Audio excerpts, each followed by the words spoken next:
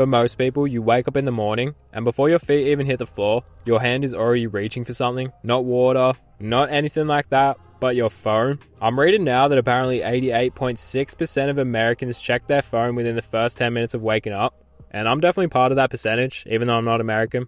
But yeah, that's nearly 9 out of 10 people starting their day with a digital hit. Another thing as well that is crazy is that 57% of Americans admit they're addicted to their phones, and 44% experience anxiety when they don't have their phones. I'm talking like that anxiety you feel when your battery dies or when you can't find your phone. That's technically withdrawal, like withdrawal symptoms from your device. I'm genuinely curious, when was the last time you went a full day without checking your phone? Like a full 24 hours without looking at a screen, scrolling through an app, or getting that little dopamine hit from a notification? I actually had a conversation with someone who had gone on a trip recently, but they returned early because of the bad reception they had. It's crazy that patchy service like that could bring an early end to a vacation that they put time and money towards. And I'm not a hero, of course. I'm guilty of it too. I'm always checking my phone regardless if it's important or not. In 2025, the average American looks at their phone for over 5 hours a day. Technically, that's over a third of your waking hours spent looking at a screen. And man, teens get an average of 8 hours per day of screen time. That's more time than they spend sleeping. I mean, shit, I probably do too.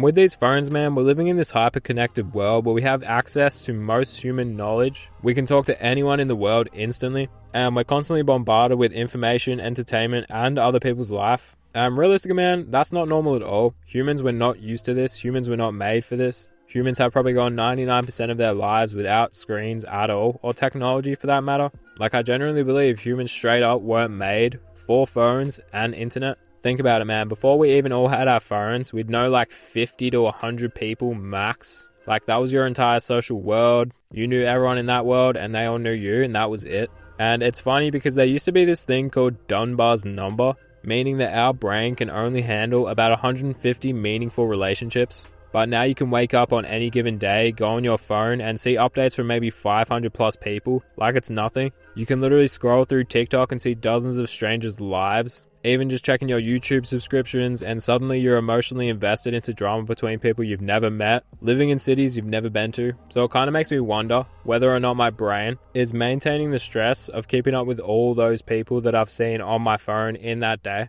Like, if studies showed that I could only have 150 meaningful relationships throughout my whole life, and I can see 150 people within a day on my phone, there's got to be something wrong there. But you know, the interesting thing is that this is not an accident at all. The way our phones and the apps we use are designed, they're literally engineered to be addictive. There are probably teams of 100 neuroscientists, psychologists, and behavioral experts working to make these things as compelling as possible. Everything is designed to trigger the same reward pathways in our brain as gambling, and even drugs, to be honest. That idea of never knowing when you'll get that next like, comment, or notification is the exact same psychological mechanism that makes gambling so addictive. We're essentially carrying around this slot machine that doesn't take our money, but it's still been optimized by some of the smartest people in the world to keep us pulling the lever over and over again. So we can't really be surprised that we can't put it down too often. And it's kind of evil, but social media is kind of designed to make you miserable. Everyone's posting their highlight reel. This is no secret. You see someone's vacation photos and forget that they worked overtime for 6 months to afford it. You see someone's perfect relationship, but you don't see the 4 arguments that they've had that week. Like, your brain doesn't know that behind the scenes stuff. Your brain only sees these quote unquote successful people, and it starts to think you're falling behind. And this social media stuff, comparing yourself to all these other people, it can really create this constant sense of inadequacy or missing out on this life that everyone else seems to be living. And whether you want to admit it or not, you will start comparing yourself to the people you see online. Not just individual posts, but just the sheer volume of comparison opportunities out there on the internet is crazy. Like, if you think about in the past, before everyone had phones and internet, they might compare themselves to people in their town, or maybe even a couple of celebrities that they knew.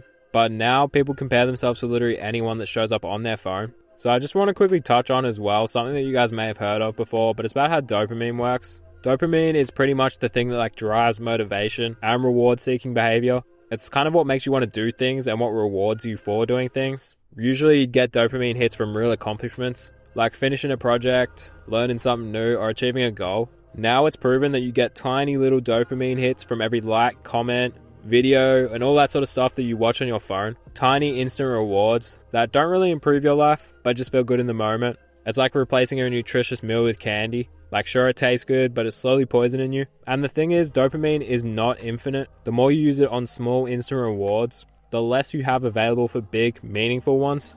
The way to look at it is it's kind of like spending all your money on lottery tickets instead of just saving for something important. And this can definitely start taking a toll on your mental health in ways that we're only just starting to understand, especially within kids, man. Like, we used to be scared of iPad kids, but now they're growing up and they're going to be a whole nother beast. And even then, the kids that we have these days are going to grow up to be a whole nother beast on top of that. And you know, I feel like we can all admit that it's kind of frying our attention span too.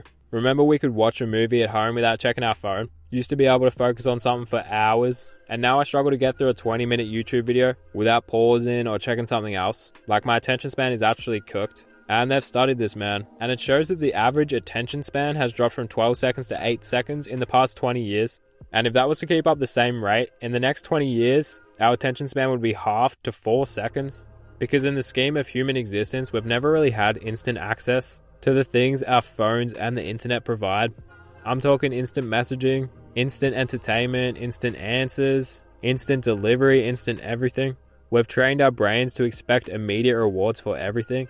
And then we wonder why we're so constantly frustrated by the pace of real life and how slow it can be sometimes. So you're kind of left with this question of what can we do now?